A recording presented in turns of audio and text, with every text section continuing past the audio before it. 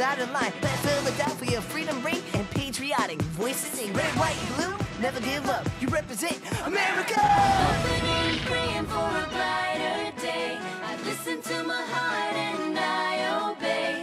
How can I see it any other way? I'm looking at life with my own eyes.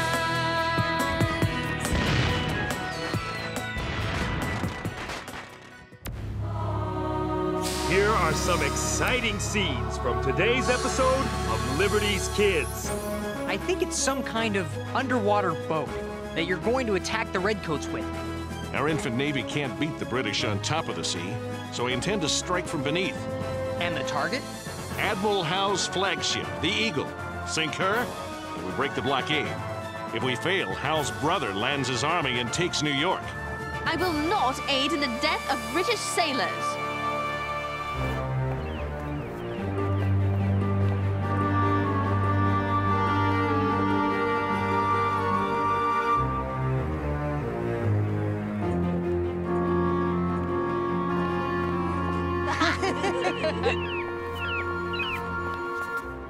James, look. Wake up.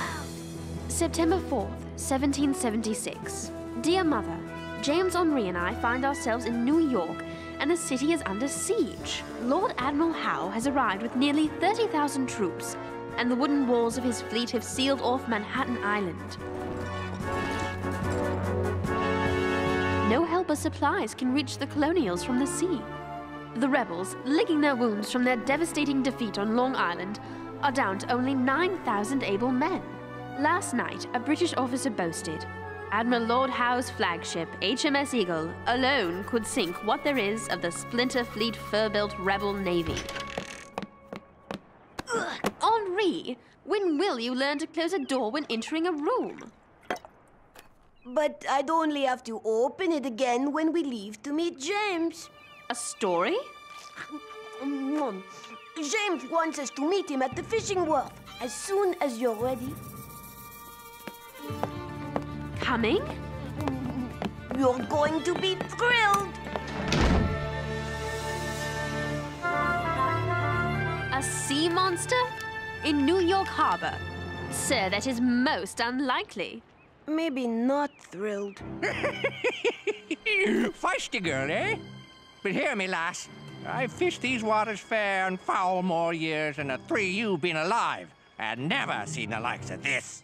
Last midnight, it was a mile north of the Whitehall Battery and less than a cable length away from my boat. Round it was, bright like a candle.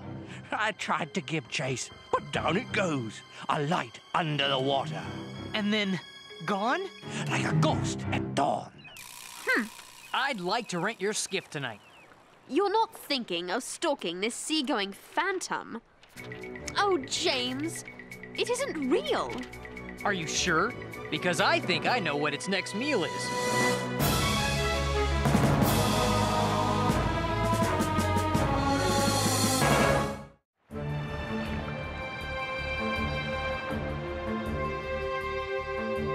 There's the Whitehall Battery. We row a mile north.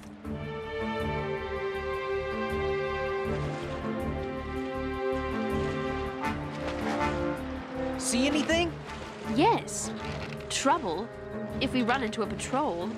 Or the monster. Henri, no one believes in monsters.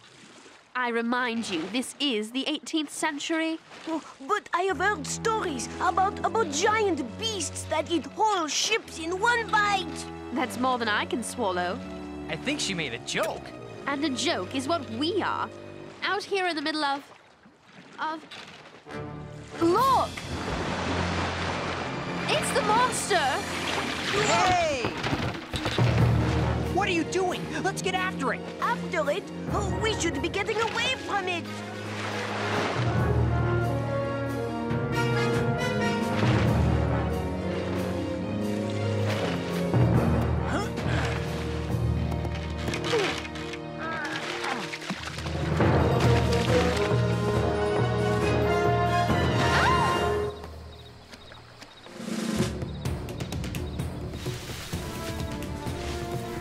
If that's a a monster, Henri. The nature's become a coppersmith. What is it? I'll tell you later.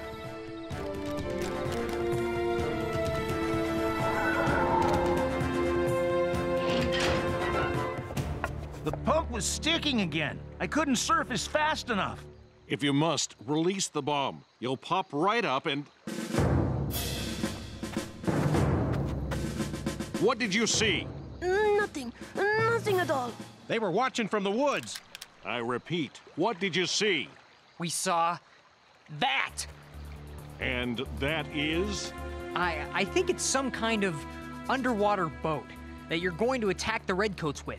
If that were so, such an enterprise would require secrecy, which begs the question of what to do with you three spies. We are not spies. We're journalists. For Benjamin Franklin's Pennsylvania Gazette. My word. No, my words. I wrote that.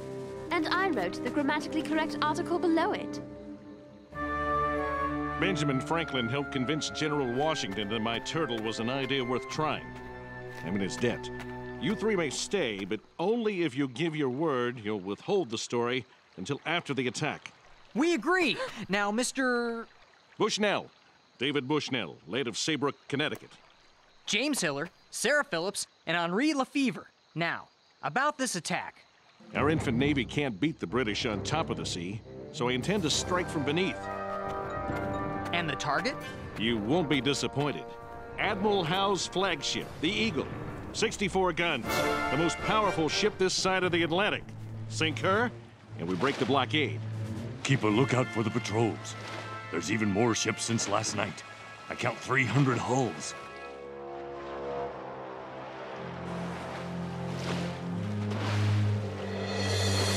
Make for the battery.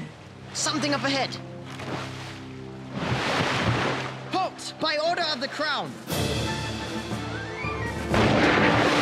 They've got us! Remember, men, say nothing. They can't find out. What is that? I call it a rotating oar. It moves the vessel forward. And this one helps it go under. Mr. Bushnell, you have created what men have dreamt of.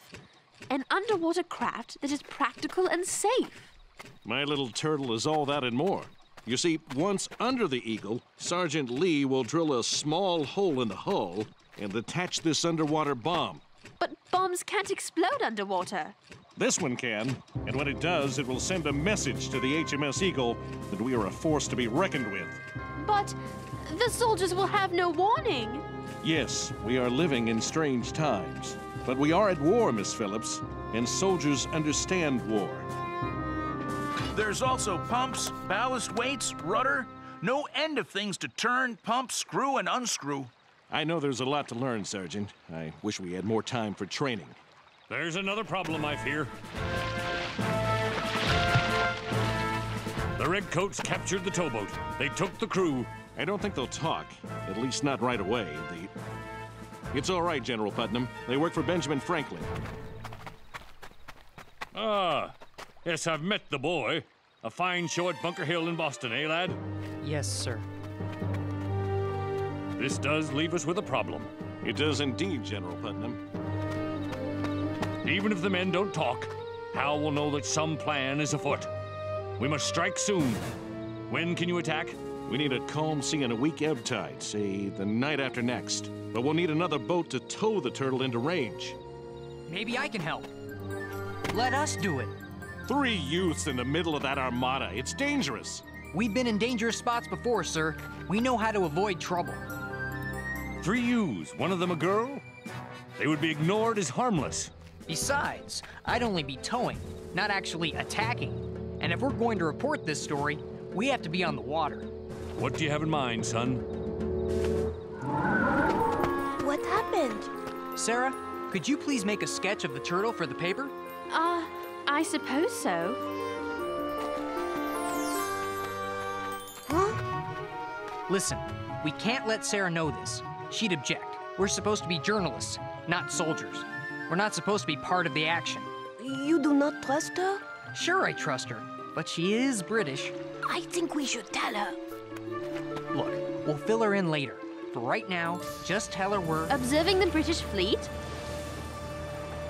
But why at night? We're letting them get used to us, so they'll ignore us when the turtle goes on its mission. Here! What is going on with you two? Wait!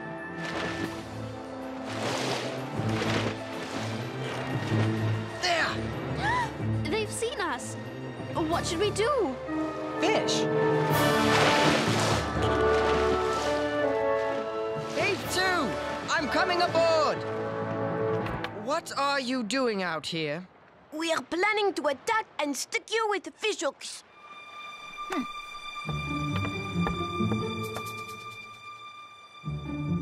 What's this, then? They are notes for writing my mother and my adventures in the colonies. Your mother takes a keen interest in military affairs. There's nothing seditious about an intelligent woman wanting to keep well informed. That's for Black Dick to decide. Bosun, pass the tow line. Black Dick? That's what the sailors call Admiral Howe. Give us Black Dick and we fear nothing. But why do they call him Black Dick? Perhaps he has a dark temperament. We're going to find out. They're taking us aboard the Eagle.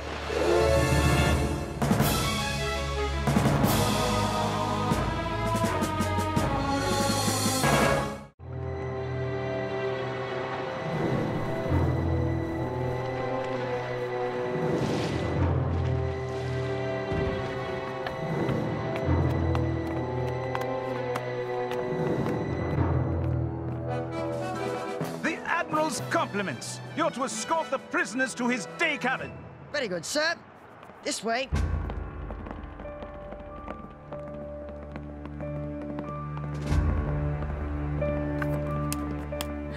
Oh. What's the matter, my lady? Don't like a bit of mold with your bread?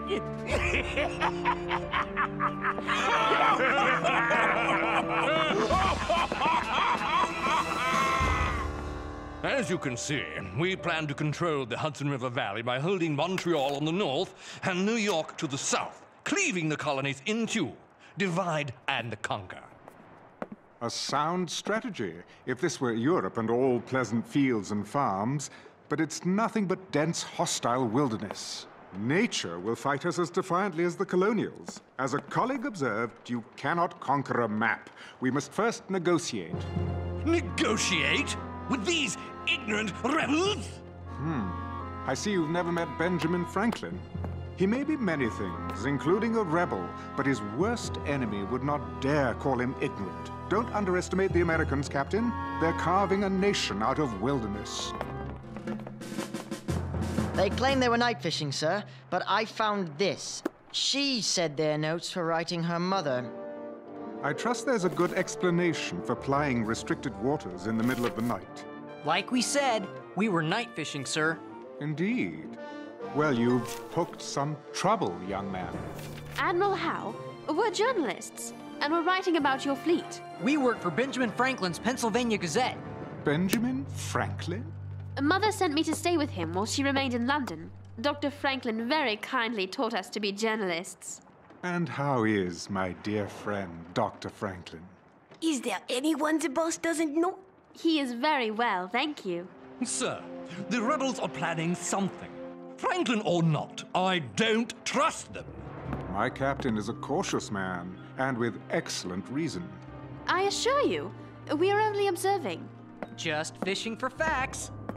Young lady, I want your word as a loyal subject of the Crown that you're taking no action against us. You have it. It's the truth.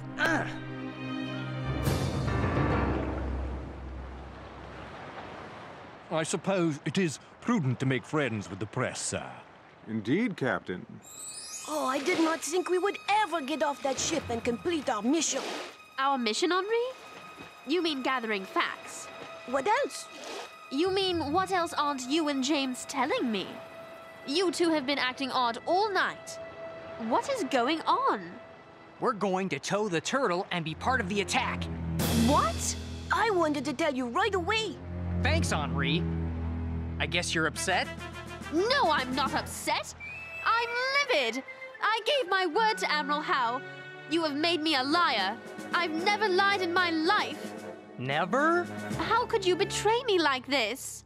Sarah, it's not what you think. What am I supposed to think? That you've forsaken your duty as a journalist for personal glory? I knew you wouldn't understand. You understand. I will not aid in the death of British sailors. But we're only towing the... And that makes it right? How horrible! I'm ashamed of you. I'll have nothing to do with this.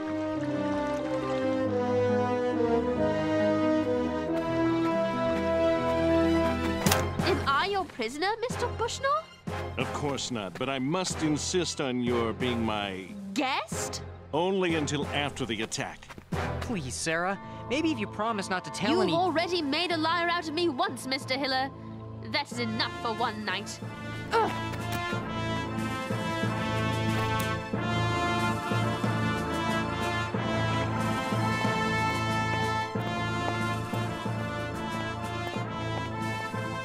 Dawn's in 2 hours. Time to go. Give me a minute. We're going now. I just wanted to say goodbye. Can't tell what might happen out there, you know? You don't have to do this. Yes, I do. It's wrong. I'm sorry you feel that way. I've got to go.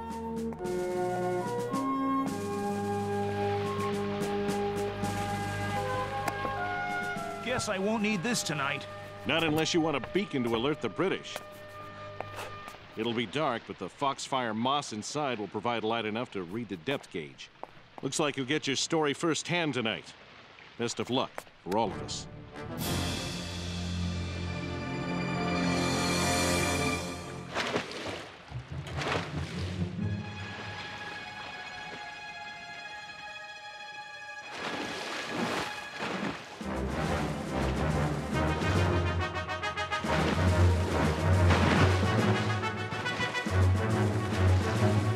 Lots of lobster bats on the water for this hour.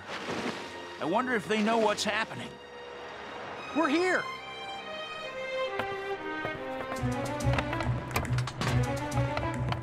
Still wish I had more training. You'll do fine. I'm sure of it. A patrol! Hurry! And good luck!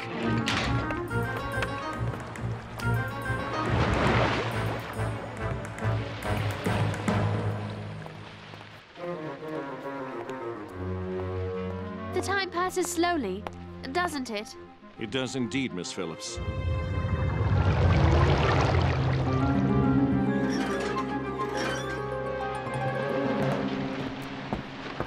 Nearly done, sir.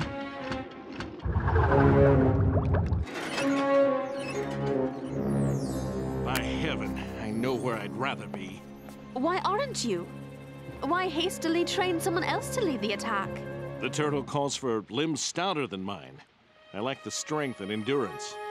My dear brother trained for months. He could make her thread a needle if he had to. What happened? He so wants to strike a blow for liberty, but he's down with a fever that ravages our troops. I'm sure Sergeant Lee will do his best.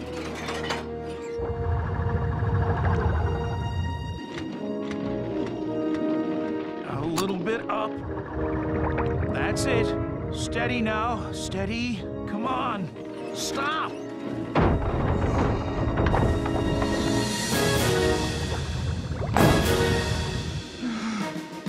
Pushed off.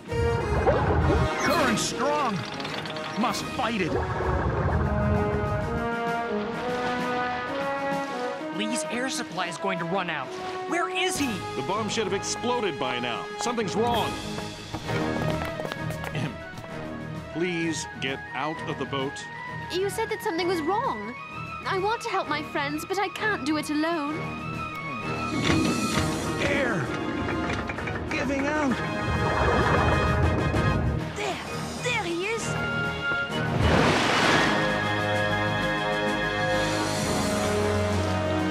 Oh, they've seen him!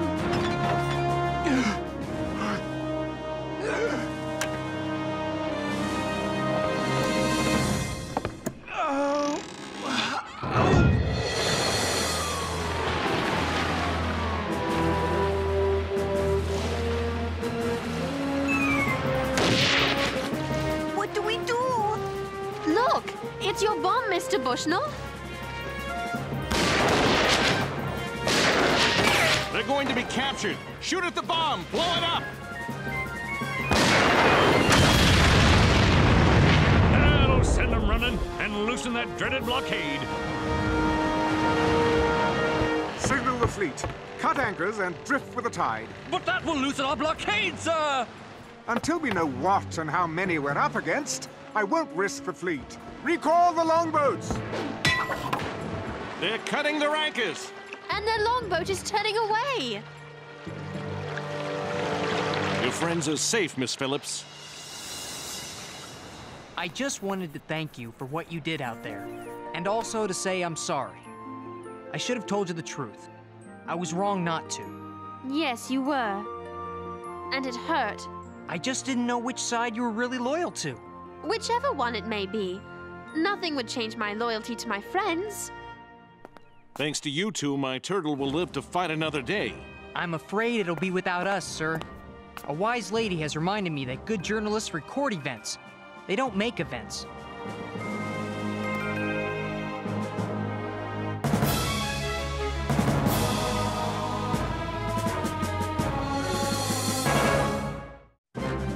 September 7th, 1776. Dear Mother, Admiral Howe has moved his fleet to a more distant anchorage. I must admit, my admiration of these ingenious colonials. There is something about this new world that inspires new thoughts. Perhaps its untamed vastness fills the heart with dreams of endless possibilities. The more I am here, the more I believe in the future of this infant nation.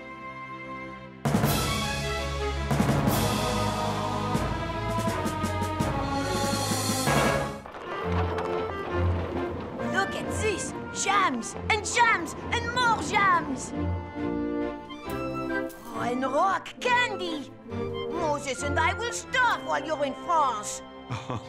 Those sweets are to ease the discomfort of a long voyage.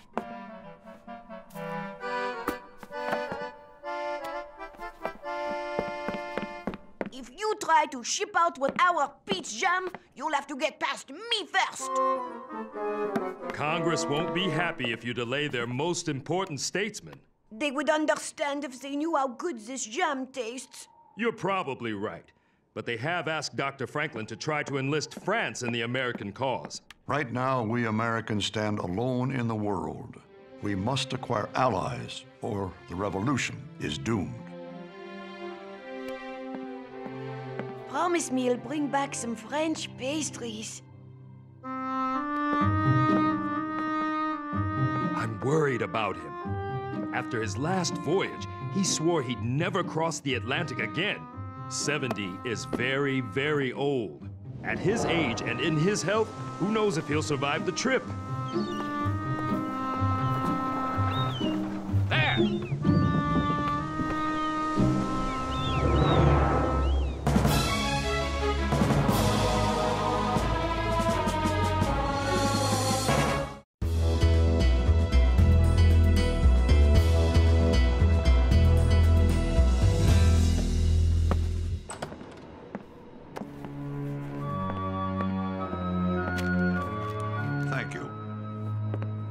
Who's it from? Sarah and James. Would you like to read it, Henri? I couldn't possibly read through the tears in my eyes. Tears from seeing all this food for the last time. I hope it's good news. If I'm to convince France to help us, we have to show that we can gain a victory against the British on our own. What's wrong? Washington is retreating from Manhattan. Dear Mother, please forgive the irritable nature of my letter, but I'm tired and thirsty. And the men in these colonies suffer from a decided lack of gallantry. In addition, since I'm not a man, General Washington told me I couldn't stay at the front lines. He sent me to a place called Fort Triumph. Here! It can't be much of a fort, as I'm about to join a group of camp followers, women and children who live here with their soldiers. I'd certainly rather be viewing the action with the General and James than be here watching people wash clothes. Thank you, sir. Nice little stroll, huh? Huh? I'm Margaret Corbin. My friends call me Molly. Who are you? Thank you. I'm Sarah Phillips. It's good. Of course it is. The dirt from the river adds flavor. Oh.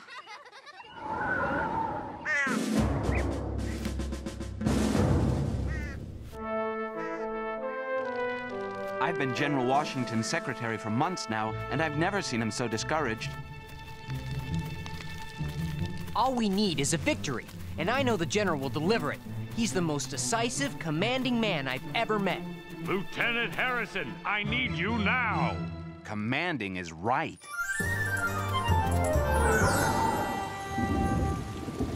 English is not even my language. This year I talk funny, and I can't learn to read. Who says this? Other boys. Let me tell you something, Henri. It's a credo I live by. Be what you want to be, not what people tell you you can be. Well, then stop telling me I can be a reader. What I want to be is left alone. You owe it to yourself to hone your reading, writing, and arithmetic. I'm doing just fine without it. Yes, you've done well so far. You've learned a trade and a second language, and I'd like to help you keep learning. Why? For one thing, if you could improve your skills at estimation, we might not be short logs for the fire, and we wouldn't both be freezing our toes off. At least we're not outside. Do you think Sarah and James are all right out in the wilderness?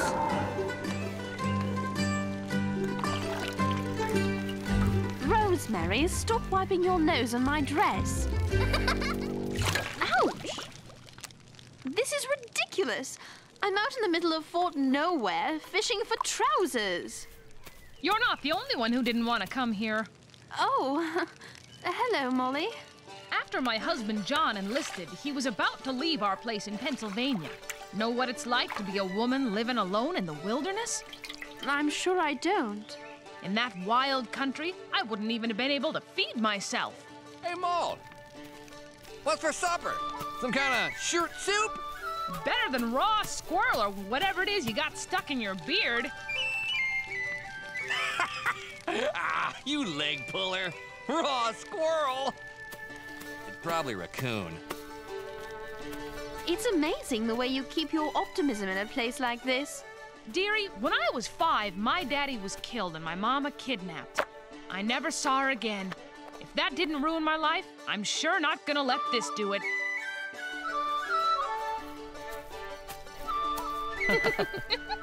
Who's your friend, Ma?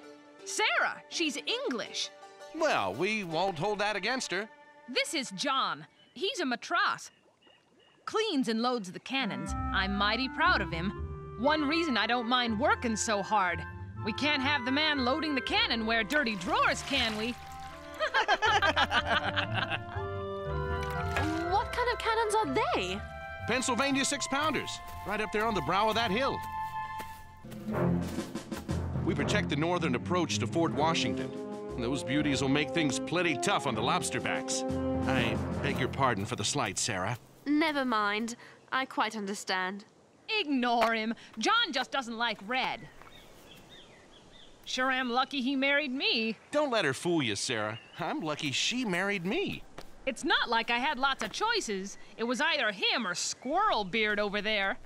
It's Raccoon!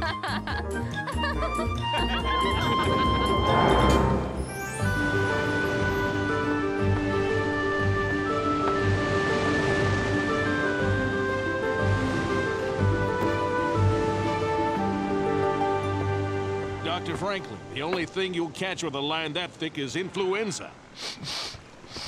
I think I've already got that. Actually, at the other end of the line is a thermometer to measure the water temperature. I'll save you the trouble. It's cold. I study the ocean currents and temperatures every time I cross the Atlantic. It was these studies that helped me chart the Gulf Stream 7 years ago. Just don't let your studies interfere with your health. It's my job to get you to France alive. How are you feeling?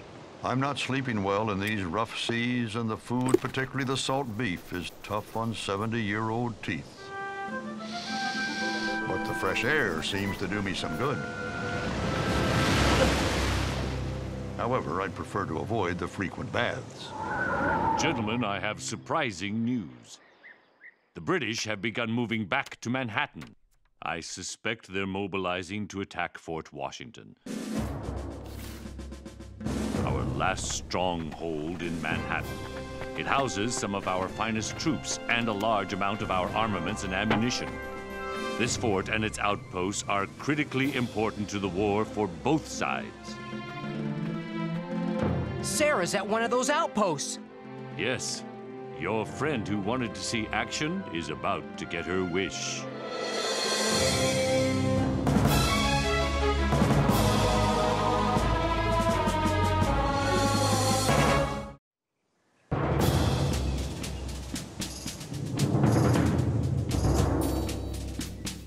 Swab cannon! Load powder. Load ball! Ram it home. Cannon ready to fire! Molly, how brave you are. She's the best artillery mate in the whole regiment. I can't believe you're permitted to do such a thing. I don't ask permission to do nothing. I believe in being what you want to be, not what people tell you to be. I know someone else who shares your point of view.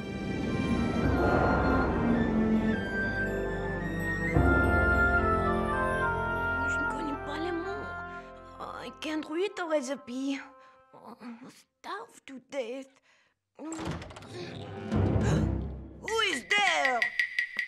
Henri? Moses, is that you?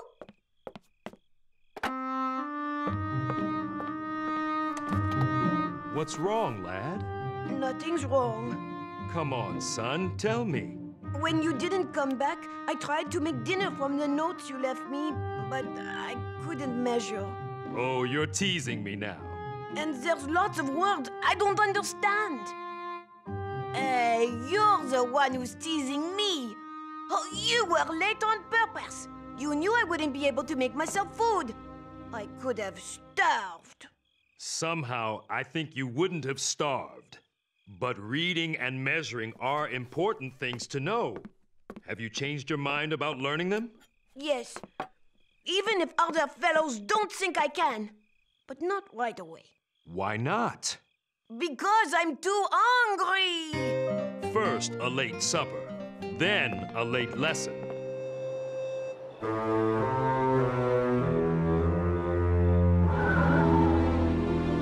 We absolutely must evacuate Fort Washington. The armaments at the fort are critical to our cause. America has no munitions factories. We've no way to replace the guns and ammunition if they're captured.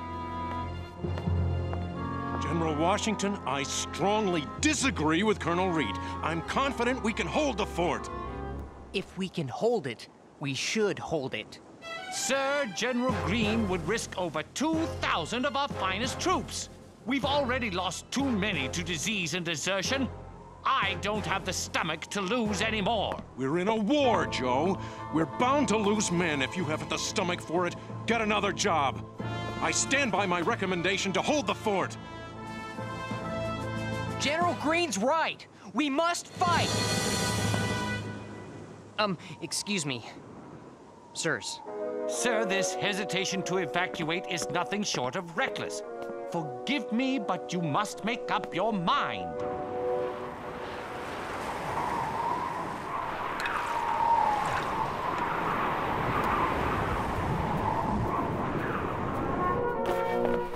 It's only November. How much colder does it get here? Much. That's why when John's tour of duty's up, we're moving south. Then we'll start a family. Oh, how many children do you want? I don't know. 8, 10.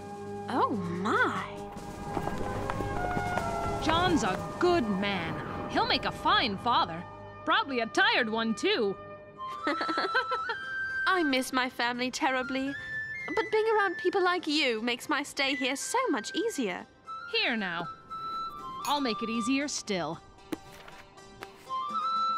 I like to press the summer flowers. They always add a bit of cheer when winter comes knocking. It still has its perfume. General Washington, sir, we need a decision now. Do we abandon Fort Washington or do we defend it?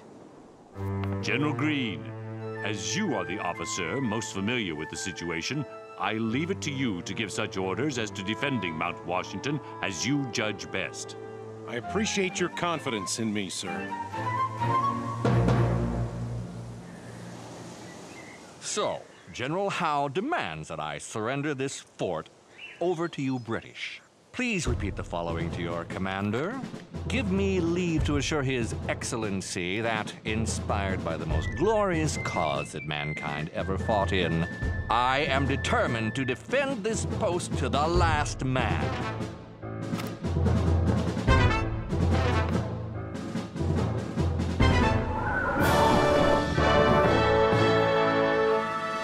I would expect nothing else from a soldier of Colonel McGaw's reputation. That will be all.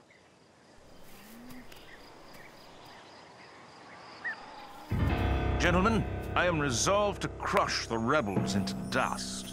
Even a single victory could give their so-called revolution momentum on the battlefield as well as support from foreign shores.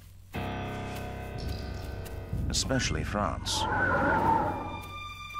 Look at all the redcoats. They're preparing for an attack. And we won't have long to wait either. See there? Hessian troops to the north.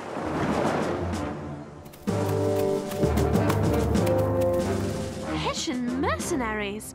I can't believe the king is paying Germans to come here and kill British colonists.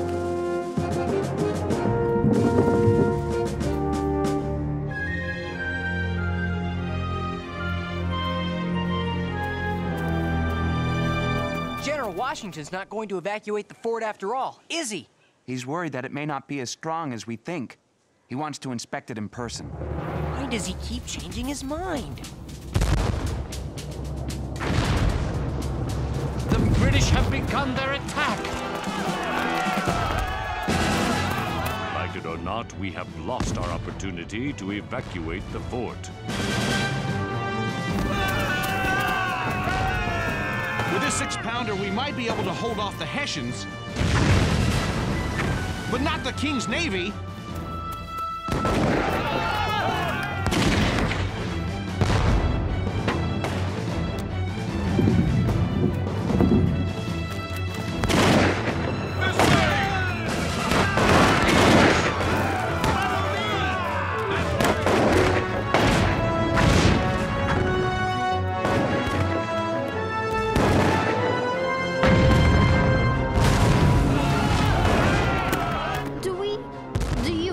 Chance against so many British troops?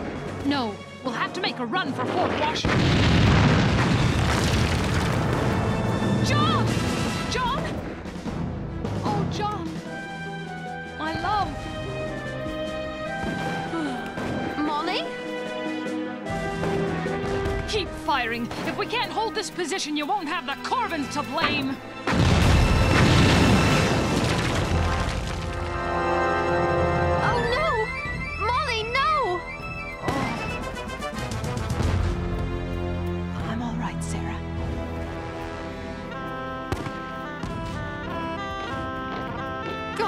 Us.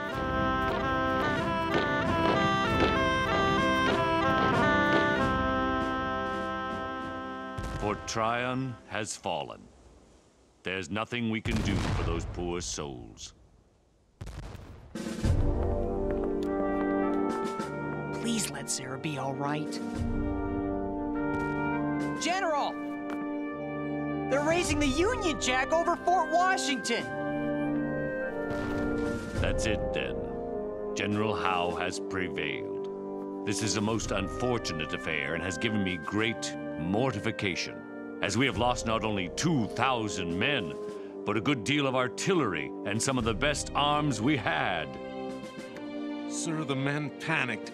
I did not account for the possibility if we had but held the perimeter. No, sir. We should have abandoned the fort as General Lee and I urged. Gentlemen, please. I, alone, am to blame. I've never seen him look so disappointed, so helpless. He is in danger of becoming a parody of a general. I pray Colonel Reed is wrong. What happened to Fort Tryon? To Sarah? Women and children will be returned to us. This may be war, James, but there are rules. What's that? I think it's...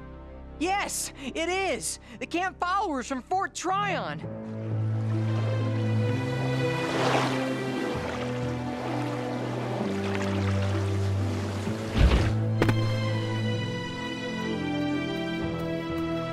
Sarah! Excuse me? Sarah? Sarah? Oh, I'm sorry. Sarah! Thank goodness you're safe. Yes, I'm safe.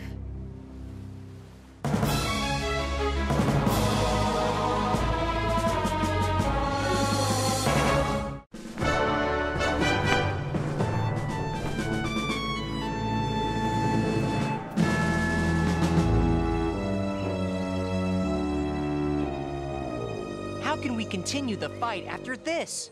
It's hopeless. Nothing's hopeless. Not when people like Molly fight on when all seems lost. If all the colonists display her spirit, America will be very difficult to defeat. Will your friend be all right? Yes, you can't keep the Corbins down. I learned an important lesson today, Mr. Harrison. As much as I respect my generals and consider them my family, never again will I make a decision that goes against my own instincts.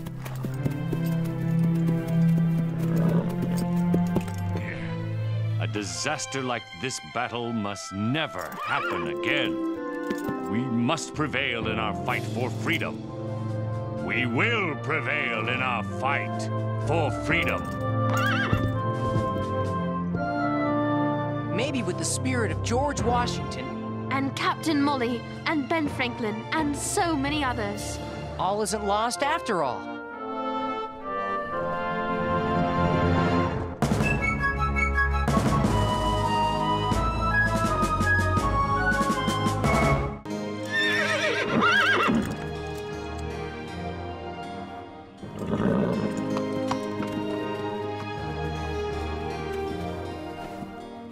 Dearest Mother, it feels wonderful to stop and rest upon my return to New Windsor to cover events at General Washington's headquarters.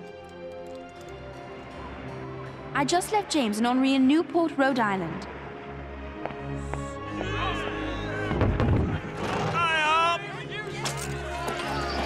Henri is so excited that French forces have arrived. He brags that they will end the war, and soon. I do hope he's right. Sometimes it seems as if the violence has been going on forever. Line company to drill after sundown. James thinks he can use Henri's help speaking French when he meets General Rochambeau, the commander of the French army. He told Henri he could go with him, as long as Henri promises to behave himself.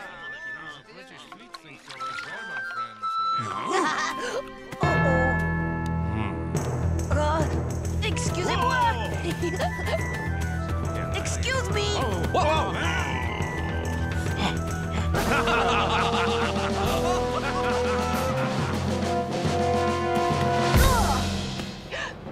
And who have we here?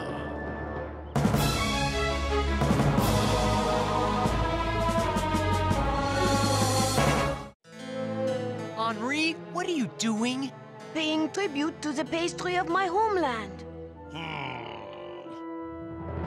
Pas de problème. It's all right. Return to your duties. Merci!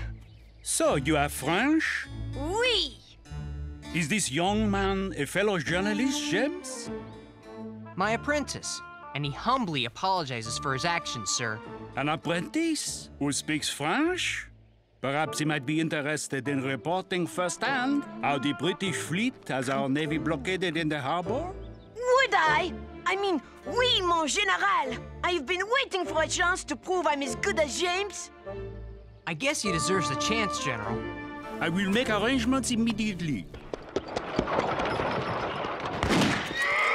Whoa! Ugh. Driver, is someone shooting at us? Sure looks that way, ma'am. It's a band of armed Tories. I'm Robert Shirtliff, Light Infantry, Massachusetts 4th Regiment. You best come with me to safety. Well, I'm not so sure. All right. Armed Tories here? Yes, ma'am. There are folks in New York still loyal to England. Oh. They help the British by attacking us where we don't expect it, behind our own lines. It's our job to stop them. Is that how you got that scar on your forehead? Yep, from a loyalist saber. You were cut by a sword? You don't even look old enough to shave. Shh, they're getting close.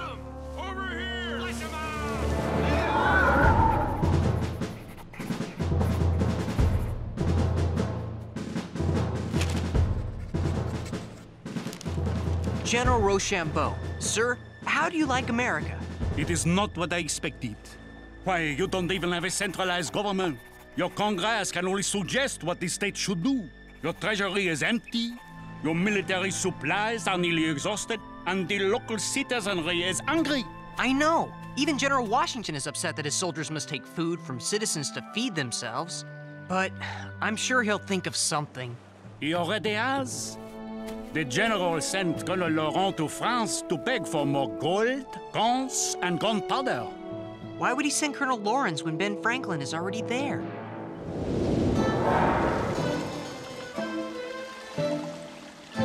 Côte de Virginie, may I present Congress's special envoy, Colonel John Lawrence of South Carolina.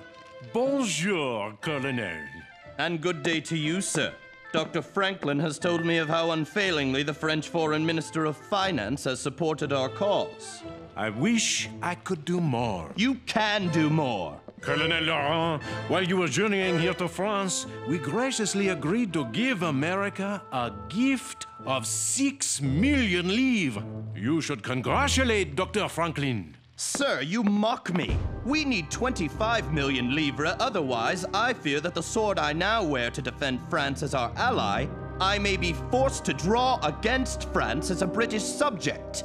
If I am to be insulted in this manner, I'm afraid I must take my leave.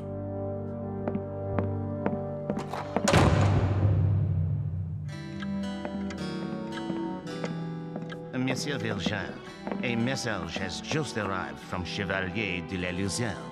And what does our ambassador to the American Congress in Philadelphia have to say? He wants to know how you are progressing with your plan for a peace conference. Shh! The Americans know nothing of my plan to betray their fight for liberty by going behind their backs to end the war with England. Colonel Lawrence, a spoonful of honey will catch more flies than a gallon of vinegar. Are you suggesting I apologize? In a word, yes. I cannot. We need that money. Don't you understand? General Washington sent me because he believed a soldier could explain to them that we are at the end of our tether, and now or never our deliverance must come. Colonel, I am 75 years old and suffering from a severe attack of gout. I am afraid that I do not have the energy to pursue an action I cannot win. I will write Congress that I have secured the 6 million livres and add to that my resignation. How many Tories do you think are out there? I can't tell yet.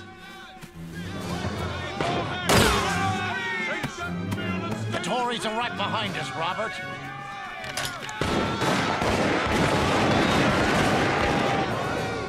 Guess we stopped them, Robert.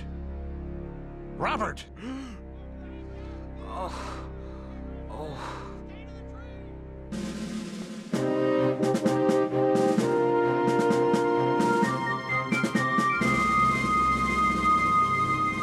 Rochambeau said that to you? We're disorganized and ill-prepared to fight? In so many words, yes. I don't understand him. He wants to send his troops south to aid Lafayette when he could join with me to retake New York City and end the war.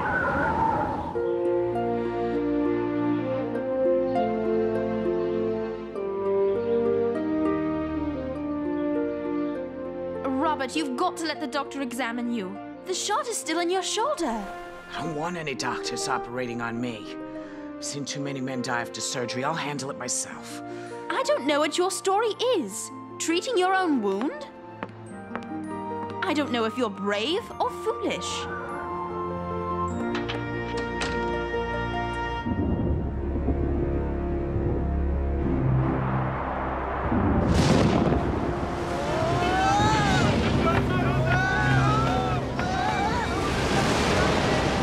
So, do the ships always rock like this? Back and forth and back and forth?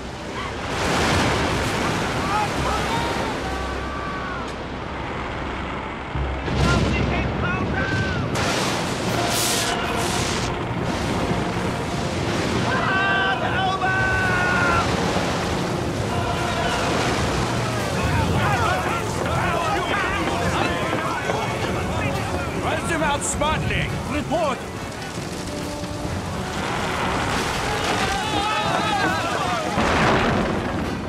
The storm is putting the English fleet out of commission. Come, we must ride to Rhode Island and urge Rochambeau to send the French fleet to strike now. Retaking New York City would make big headlines. That would take too long. Right now, I need a quick victory. My spies are hearing rumors that Vergennes, the French foreign minister, wants a peace conference with the British to end the war. I've got no time to waste. I must have the French fleet dispatched. This is the perfect time for Rochambeau to sail for the south, capture Benedict Arnold, and defeat his army. Now that headline would stop the peace conference. Yeah!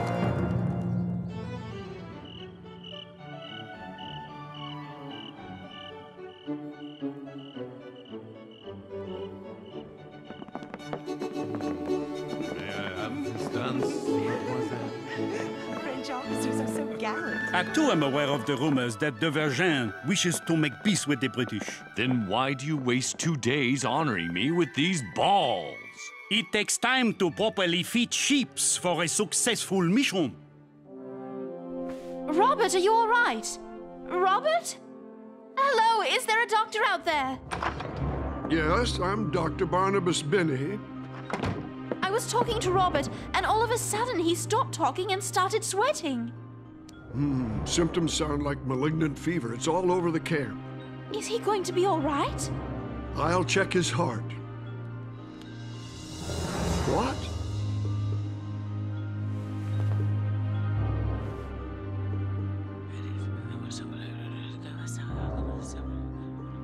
Oh, no.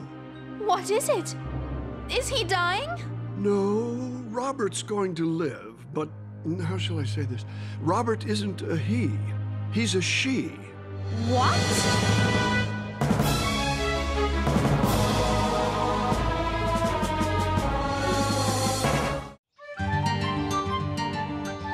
Dr. Binney thought it would be better if you recovered from your wounds here in his house, away from prying eyes. So while the doctor figures out what to do about a young soldier who everyone thinks is a man, but really is a woman, why don't you tell me your whole story? Where should I start? How about with your real name? My name is Deborah Sampson. Deborah, why would a woman enlist in the Continental Army? Heck, I was tall as most men, just as strong too, and I wasn't afraid to shoot a gun, so why shouldn't I fight for my country? I guess I was always kinda unconventional. See, my father went off to sea when I was a very young girl, and my mom was too poor to care for 7 kids. So I worked from the age of 10 to 18 as an indentured servant. Indentured? You mean forced to stay and work, not able to leave until your mother's debt was paid off? Yes, that's exactly what I mean. And I'll tell you one thing, working in the fields made me strong. After my chores were done, I taught myself to read, Sarah. I read every book I could get my hands on. I must have learned a lot, because when I turned 18 and earned my freedom, they hired me to be a school teacher. But I didn't think women were supposed to be school teachers. I caused quite a stir, and I'll tell you something. I really did love teaching. I guess not following the rules just comes naturally to me. And since the army doesn't accept women, you enlisted as a man. Well, I sure tried. Timothy Thayer? Yes, ma'am. The problem was, I tried to join up in my own hometown. Not the smartest thing. Timothy Thayer, huh? Well, I only know of one person in this town that holds a quill that way, because of an injured finger on her left hand. And that's the school teacher, Deborah Sampson. They caught you and you tried again? Why? Well, I just turned 21 and I didn't want to just get married. And I wanted to fight for my country. To all brave, healthy, able-bodied young men. I knew the army was hard up for soldiers, so I went to a town further away and enlisted there. How on earth did you go unnoticed by the other soldiers? It was hard. They'd tease me about not shaving, so...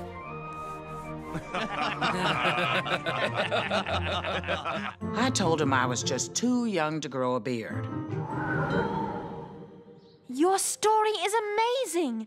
You took so many risks. Yes, but I was always afraid of being caught. I'd heard of some other women who disguised themselves as men to enlist. When they were discovered, they were disgraced. But you still had the courage to follow what was in your heart, no matter what the obstacles. Deborah? You should rest now. What amazes me is that her disguise has gone undiscovered for over a year. What are you going to do? I'm afraid that I must follow orders and inform the army as to the true identity of Robert Shirtliff. What is it, James? Excuse me, General. About the letter you wrote to your nephew? Ah, yes. I wrote to Lund that if Rochambeau had ordered the French fleet to sail south when I wanted, we could have captured that traitor Benedict Arnold and destroyed his army. I'm sorry to report that it's been printed in this New York Tory newspaper. Outrageous! That was a private letter to my nephew, and I was deeply upset when I wrote it. Now everyone, including Rochambeau, is going to read it.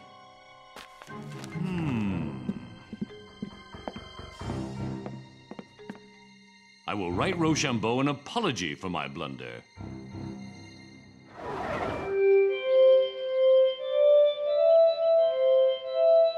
Dr. Franklin, your genius for inventions never ceases to amaze me. I thought a duet on my glass harmonica with Marie Antoinette might be nice. If you'll excuse me, Virgin, I believe the letter I've been waiting for has arrived. Is it from America? It's Congress's response to the letter I sent. Thank goodness they do not accept my resignation. They have the good sense to realize that when I resigned, I wasn't feeling well. I must write Congress and tell them that I'm feeling better, and it will be a great honor to once again buckle down to the business of America. Then I shall take my leave. Monsieur Vergin, the English have replied to your request for a peace conference.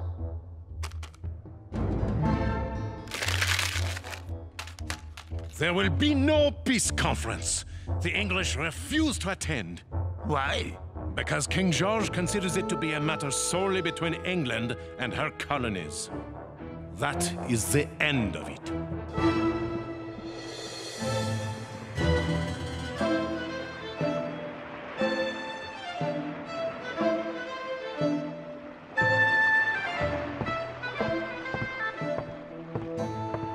Pardon, where do the sailors sleep? You must be Henri. Follow me. I'll take you to your bunk. This is your bunk. There's someone in it. But of course, there aren't enough beds for the whole crew. So, you sleep in it when he is on watch. I can handle that. I'll be too busy as a journalist to sleep anyway. So, where do we eat? Dinner. Sacre bleu! Is this what you usually eat? No, this is better. Wait till we set sail. That's when we get the bad stuff. Let's company! Marche! 1, 2, 3, 4! 1, 2, 3, 4! 1, 2, 3, 4! So, you're sure you don't want to continue as a journalist with the French Navy? Oui. I guess you could say I don't have the stomach for it. Hey, Washington's talking to Rochambeau. Come on. Count Rochambeau, I am dearly sorry for any embarrassment I caused you with my letter. It was written in a time of distress and was meant to be private. Mon General, I received your letter of apology. Consider it a matter of no consequence.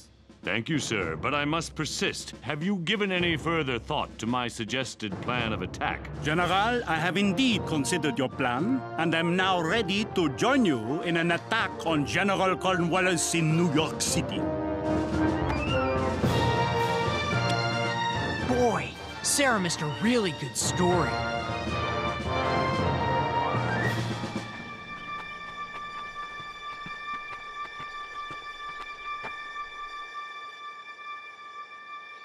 No, I'm gonna be disgraced. But what you did shows how dedicated you are to the cause of liberty. But I'm still worried they'll put me in jail for dressing as a man. Deborah Sampson, also known as Robert Shirtliff. Because you impersonated a man and enlisted against military policy. Here it comes. It is my honor to note your extraordinary instance of female heroism by discharging the duties of a faithful, gallant soldier. And therefore, I present you with an honorable discharge from the Continental Army of the United States, Light Infantry, Massachusetts 4th Regiment.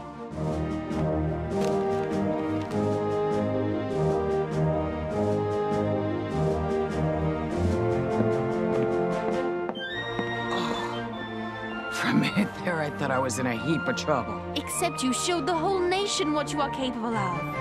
I reckon I did, didn't I? So, what will you do now that this adventure is over? I guess I'm just gonna have to find me another one.